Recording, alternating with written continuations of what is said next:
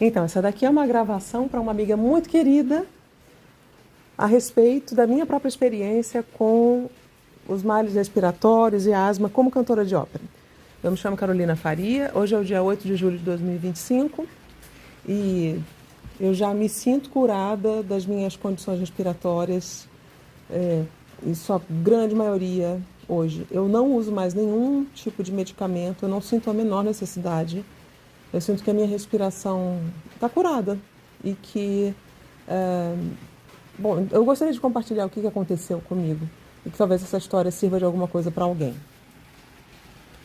Em a coisa de 8, 9 anos atrás, eu comecei a ter uns sintomas muito estranhos. Na verdade, desde sempre, desde de muito jovem, eu sempre tive muita saúde. Eu fui uma criança muito saudável, uma menina muito saudável, uma adolescente muito saudável, até que meu pai mergulhador, minha família sempre comendo alimentos muito saudáveis, feitos em casa, na hora, etc. E aos 16 anos eu começo a cantar, começo a trabalhar na rua, não tinha dinheiro para comer, minha alimentação tem uma queda, uma modificação assim abrupta para pior. Aos 16 anos começo a trabalhar na rua, aos 19 eu começo a cantar no coro de uma casa de ópera, Brasil, Teatro Municipal do Rio de Janeiro. E eu comecei, a partir do instante em que entrei no Municipal, a ter todo tipo de sintoma que eu desconhecia e que hoje eu sei que são sintomas alérgicos. Adiantando um pouco a conversa, 10 anos depois eu me demito por conta da minha condição de saúde. Eu não aguentava mais ficar doente. E eu tinha isso, eu pegava um resfriado e ficava 3 meses tossindo com aquele resfriado e ficava emendando um resfriado atrás do outro, então a minha imunidade também não estava respondendo, uma jovem como eu era, né? Eu tinha 19 anos, então aos 29 eu me demito por péssima saúde que eu tinha. E eu era uma artista concursada, eu era uma artista da casa, ninguém entende muito, mas é que para mim aquilo era um sofrimento sem tamanho. Corre o tempo, me torno uma pessoa autônoma, uma artista autônoma, eu tenho uma carreira como cantora de ópera e o que acontece é que eu consigo fazer frente às minhas apresentações. Raras ocasiões eu tenho de fazer qualquer tipo de rearranjo de agenda, de desmarcar a agenda. Especificamente um caso que eu tive em Curitiba me chama a atenção agora nessa narrativa que faço, porque eu fiz uma apresentação ali numa pedreira Paulo Leminski, onde a gente, numa época, nem era de inverno, mas em Curitiba o clima sempre tende ao frio. Onde a gente fez os ensaios e depois do ensaio, a gente ali naquela pedreira, eu tive uma perda de voz súbita, que hoje eu sei foi uma crise de sinusite. Então, resumindo, gente, olhando para trás, o que eu tive foi um processo alérgico crescente e hoje eu também sei que as alergias, elas têm uma covalência com os males pulmonares. Então, quem tem mal pulmonar pode desenvolver alergia, quem tem alergia pode desenvolver mal pulmonar. E assim foi o meu caso. Eu não sabia que tinha alergia, eu fazia os testes alérgicos e nada se revelava. Hoje eu sei que eu tenho uma alergia específica a tudo que é abrasivo, desde uma fumaça de obra, fumaça tóxica com produtos, né? Eu tenho uma reação ao químico e também tenho uma reação ao abrasivo. Então, pode obra, pode cimento, poluição, tudo isso me afeta e me afeta de uma maneira que é criptonita. Eu estou bem e aquilo tem uma reação imediata. E eu pensei em um certo momento em deixar de cantar como profissional da ópera que fui, né, e tenho sido, porque sempre foi essa grande incógnita. Será que no próximo lugar onde eu vou, o próximo hotel onde eu vou me instalar, será que no próximo ambiente eu vou ter essa recaída ou eu vou ter algum tipo de reação? Porque hoje eu também sei, gente, que quem tem males alérgicos tende ao toque. Óbvio que você vai tender ao toque, porque cada novo ambiente é minado de possibilidade de que você tenha uma recaída. E quando a gente tem um mal crônico, a gente tem o mal e o medo daquele mal, né?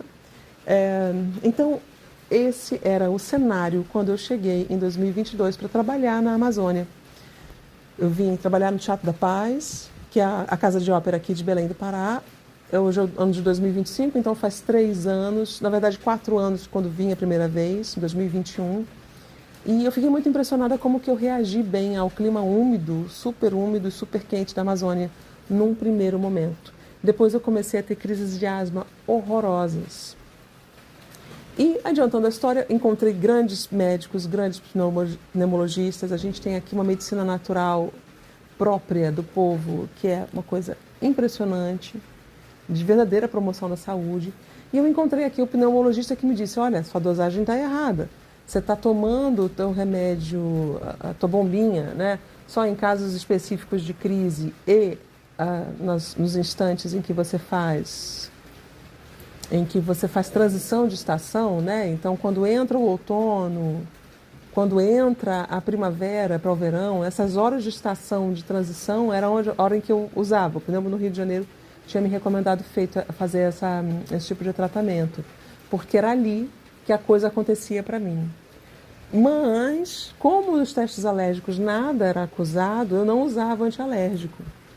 Hoje eu sei que se eu estou num ambiente novo, seja ele qual for, para melhor ou para pior, eu sempre vou fazer uns 3 dias de antialérgico para que eu faça uma transição suave de adaptação para aquele lugar.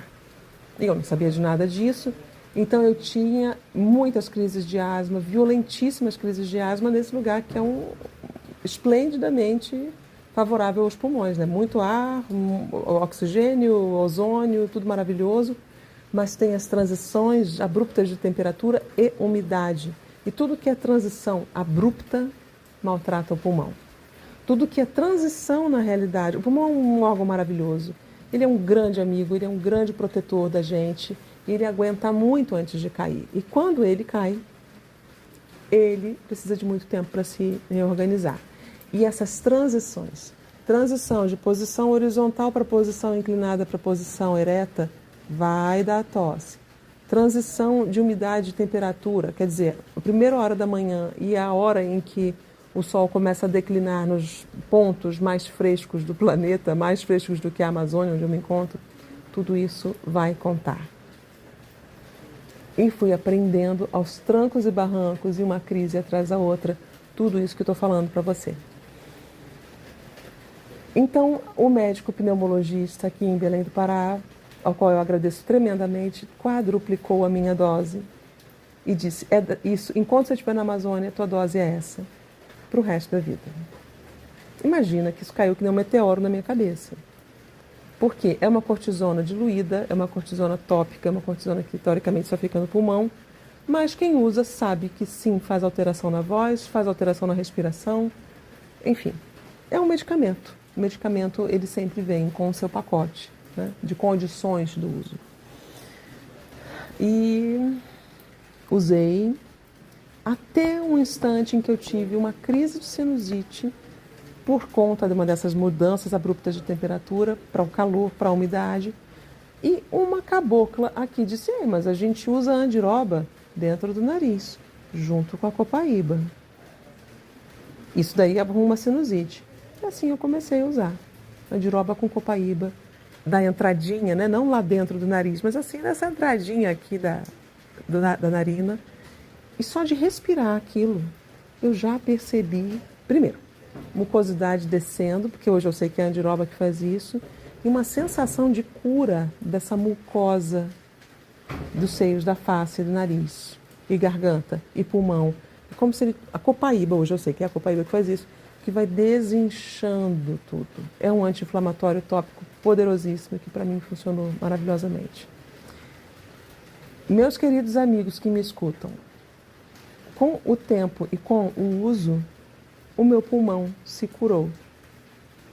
Continuo usando a andiroba porque percebo que ela tem uma função antialérgica e de retenção de uma certa qualidade da umidade. Eu não tenho ressecamento abrupto das vias aéreas. E a andiroba me ajuda muito, então eu continuo fazendo esse uso. E gargarejo também me ajuda. Inalação me ajuda, tá? Como é que eu vou fazer inalação com óleo? Eu vou esquentar um pouco de água, pingar uma gotinha e receber aquele vapor, respirando pelo nariz, respirando pela boca, como seja. Com o tempo eu também fui entendendo que o breu branco e o babaçu São duas substâncias, duas resinas, no caso resina e um óleo naturais aqui da região, que também são pulmonares, então eu coloco no meu uso. Meu hidratante é à base de babaçu, o breu branco ele está no meu cheiro para casa. Eu me cerquei dessas substâncias naturais, desses extratos naturais, e que só fortalecem a minha função pulmonar. Eu hoje, por uma questão de gratidão a esses ativos da Amazônia, eu me tornei vendedora disso, porque de tanto presentear as pessoas, eu resolvi passar a vender para realmente multiplicar o número de pessoas que tenham acesso a isso.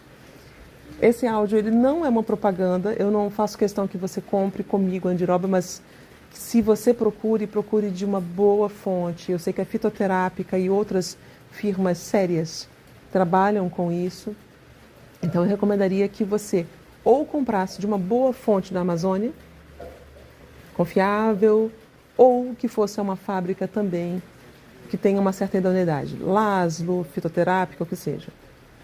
E você faz esse uso.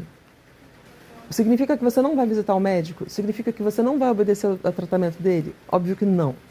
Vai no teu médico, faz teu caminho com o alergista, mas eu te apresento essa coadjuvância que pode fazer toda a diferença. E que no meu caso, e por minha conta e risco, eu não uso mais, não sinto a menor necessidade de usar os meus medicamentos pulmonares. Entrar em avião era uma coisa dificílima para mim. Ensaiar num ambiente novo era uma coisa dificílima para mim.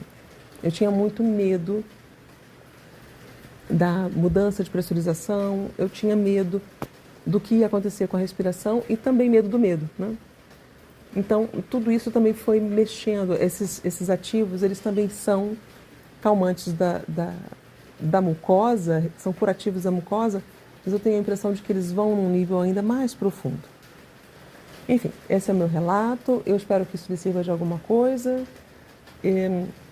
Eu pretendo publicar isso nas minhas redes e estou à disposição para quem desejar colocar perguntas e debater um pouco mais. Um beijo.